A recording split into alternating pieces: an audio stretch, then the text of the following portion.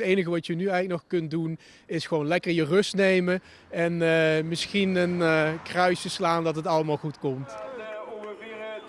Een normale trainingscyclus is tussen de 4 en 6 weken.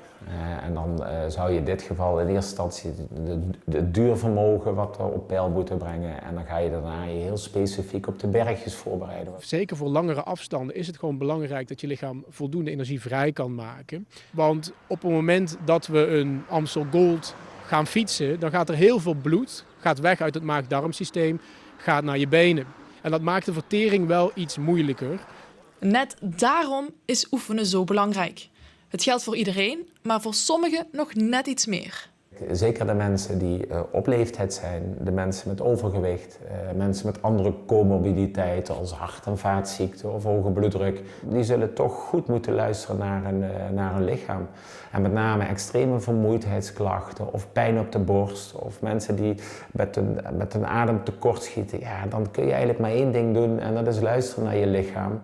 Om klachten te voorkomen is het slim om nu al na te denken wat je de komende uren gaat eten. Ik zou niet te laat eten, zo rond een uur of 7, 8 ten laatste. Zorg ervoor dat je, als je niet getraind bent, in ieder geval voldoende energie binnenkrijgt uit koolhydraten. Laat die salades, laat die groenten maar even aan de zijkant liggen. Want focus lekker op rijst, aardappels bijvoorbeeld, misschien met een stukje vis.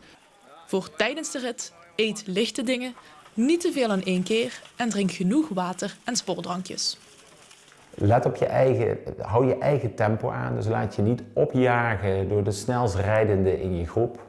En zorg dat je voorzichtig rijdt, want het is druk. 15.000 mensen die allemaal op bepaalde punten bij elkaar komen, zorgt er gewoon voor dat er gevaarlijke situaties kunnen ontstaan.